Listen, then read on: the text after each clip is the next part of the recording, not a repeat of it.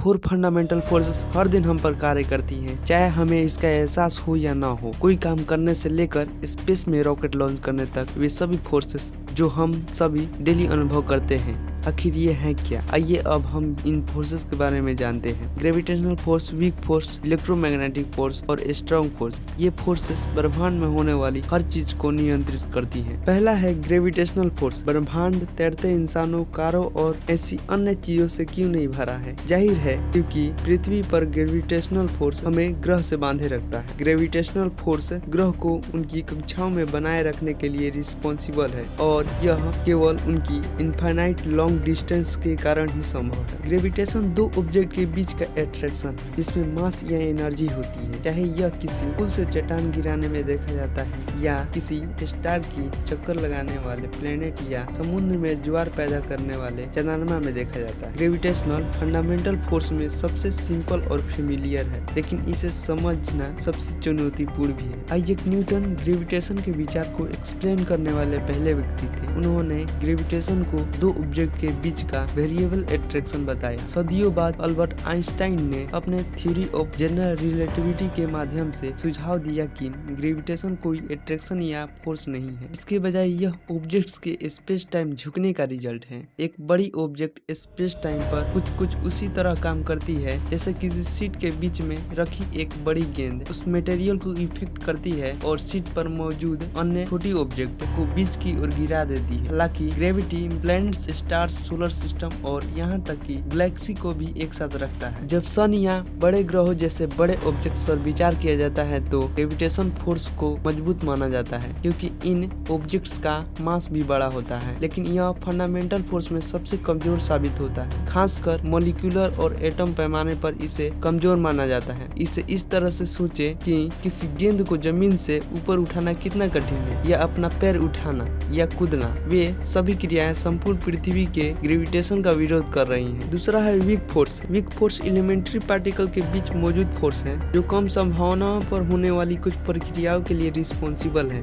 Particle डिकाय या radio active डिकाय के लिए और विशेष रूप से बीटा डिकाय न्यूट्रिनो इंटरेक्शन के लिए रिस्पॉन्सिबल है। यह एक प्रकार के सब एटॉमिक पार्टिकल्स को दूसरे प्रकार के सब एटॉमिक पार्टिकल्स में चेंज कर देते हैं। एक न्यूट्रिनो जो न्यूट्रॉन के करीब भटकता है, न्यूट्रॉन को प्रोटॉन में बदल देता है, जबकि न्यूट्रिनो एक इलेक्ट्रॉन बन जाता है। Weak force nuclear fusion reaction के लिए महत्वपूर्ण है जो सन को शक्ति प्रदान करते हैं और पृथ्वी पर अधिकांश जीवन रूपों के लिए आवश्यक ऊर्जा का उत्पादन करते हैं। यही कारण है कि आर्कियोलॉजिस्ट प्राचीन हड्डियां, लकड़ियां और अन्य पूर्व जीवित कलाकृतियों की डेट जानने के लिए कार्बन 14 का यूज करते हैं। वीक फोर्स बहुत कम दूरी तक ही प्रभावित होती है और वीक इंटरेक्शन माइक्रो सब एटॉमिक दूरी पर फोर्स उत्पन्न करती है और यह एटम्स के अंदर न्यूक्लियर इंटरेक्शन को नियंत्रित करती है। तीसरा है स्ट्रॉन्ग फोर्स। यह प्रकृति की इन सभी फंडामेंटल फोर्स में सबसे स्ट्रॉन्ग है। यह ग्रेविटेशनल फोर्स से 6000 ट्रिलियन गुना अधिक स्ट्रॉन्ग है, यानी कि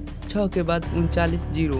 आप समझ सकते हैं कि यह कितना बड़ा नंबर है। वीक फोर्स की तरह स्ट्रॉन्ग फोर्स तभी कार्य करता है जब सब एटॉमिक पार्टिकल्स एक दूसरे के बेहद करीब होते हैं, मोटे तौर पर एक प्रोटॉन के डायमीटर के भीतर। हालांकि स्ट्रॉन्ग फोर्स अजीब है क्योंकि किसी भी अन्य फंडामेंटल फोर्स के विपरीत जैसे जैसे सब एटॉमिक पार्टिकल्स एक दूसरे के करीब आते हैं, यह कमजोर होता जाता है। यह वास्तव में मैक्सिमम पावर तक तब पहुंचता है जब पार्टिकल्स एक दूसरे से सबसे दूर होते हैं। एक बार रेंज के भीतर ग्लूऑन नामक मासलेस चार्ज बोसोन क्वार्क्स के बीच स्ट्रॉन्ग फोर्स ट्रांसमिट करते हैं और उन्हें एक साथ चिपकाए रखते हैं जो प्रोटॉन और न्यूट्रॉन बनाते हैं और मैटर के फंडामेंटल पार्टिकल्स को एक साथ बांधकर बड़े पार्टिकल्स बनाते हैं। चौथा electromagnetic force. Electromagnetic force charge particles जैसे नेगेटिवली चार्ज इलेक्ट्रॉन और पॉजिटिवली चार्ज प्रोटॉन के बीच कार्य करता है। अपनी प्रकृति के अनुसार सभी पार्टिकल्स केवल अपोजिट चार्ज वाले पार्टिकल्स की ओर अट्रैक्ट करते हैं और